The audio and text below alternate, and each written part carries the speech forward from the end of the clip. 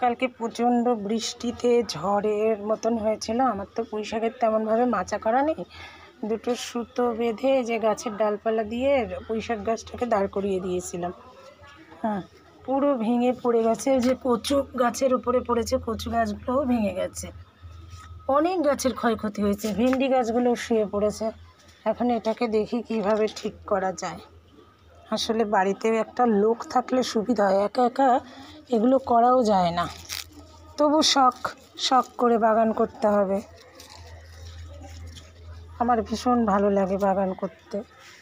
পুঁই শাক গাছটাকে এখন দেখি কিভাবে ঠিকঠাক করা যায়। এই যে ভেন্ডি গাছগুলো শুয়ে পড়েছিল, আমি এগুলো ঠিক করে তুলে দিলাম। দেখুন বন্ধুরা, কি সুন্দর লেবুর ফুল এসেছে। দেখুন, দারুণ লেবুর ফুল এসেছে। এই যে কুলি বেগুন গাছটাতে বেগুন ধরেছে। এই যে হনুমান এত আসে না, ওরা যদি দুই একটা খেয়ে যায় অসুবিধা নাই, আবার মাঝে মাঝে দুই একটা আমি এরকম পলিথিন দিয়ে বেঁধেও রাখি। এই গাছগুলোও খুব সুন্দর হয়ে গেছে। পুরো বাগানটা ঘাসে ভর্তি হয়ে গেছে। কাল কিছুটা পরিষ্কার করেছি, কিন্তু আজ আর করতে পারিনি, আবার দেখি কখন করা যায়। এই যে কতগুলো ছোট ছোট পেঁপে গাছ দিয়েছি, এগুলোর গোড়া থেকেও মাটি কেটে কেটে চলে গেছে। আসলে উঠোনে বাগান করলে এই একটা অসুবিধা, টবে করলে তার আর এইটা একা একাই একটা গাছ হয়েছে কিচেন ওয়েস্ট পড়ে। এটা কি মিষ্টি কুমড়ো, চাল কুমড়ো না কী গাছ আমি ঠিক বুঝতে পারছি না। মেথি গাছটাও ঝড়ের জোরে হাওয়াতে একদম নেতিয়ে পড়ে গেছে সমস্ত। এই যে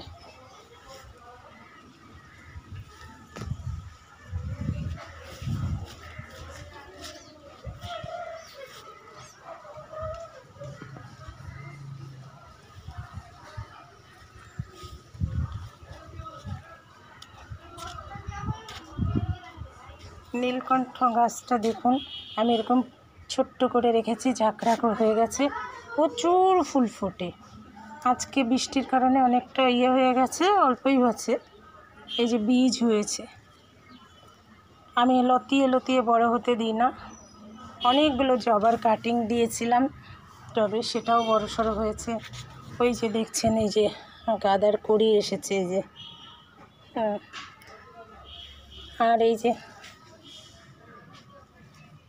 এগুলো আমি আসলে কি হয় বলেন তো, আমি সেভাবে যে খুব প্ল্যান করে গাছগুলো এদিক ওদিক থেকে যখনই একটা গাছের ভাঙা ডাল পাই, যখনই যা পাই টুকরো টুকরো করে লাগিয়ে দিই, যেখানে জায়গা পাই পুঁতে দিই, হয়ে যায়। ওটাকেই তুলে আমি এদিকে, যার যদি কারোর দরকার লাগে তাহলে অবশ্যই কিন্তু বলবেন। এই যে মালবেরি গাছটা একদিনেই পাতা বেরিয়ে গেছে, একদিনে। একটু ভালো মাটি পেয়েছে। এই যে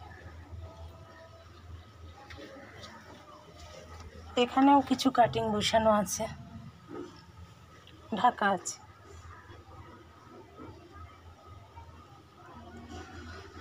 প্রচুর তুলসী গাছ হয়েছিল, তুলসী গাছগুলো আমি কেটে দিয়েছি। এখানেও কিছু জবার কাটিং বসানো আছে। যদি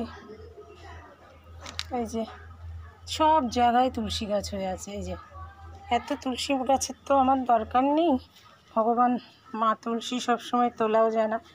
এই নীলকণ্ঠ গাছটা, এটা সাদা, এটা কেটে দিয়েছি, পোকা লেগে গেছিলো। আর এটা সাদা অপরাজিতা।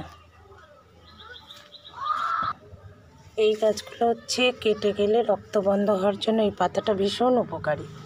আর এটা একটা পাতাবাহার ইনডোর প্ল্যান্টস, আমি এখানে লাগিয়ে দিয়েছি। এখানেও দেখুন কত তুলসী গাছ। আর এই যে রঙ্গন ফুলের ছোট্ট ছোট্ট ডাল ভেঙে অনেক চারা দিয়েছি, সেখানেও ফুল ফুটে গেছে। আর এই তুলসীর গাছটা,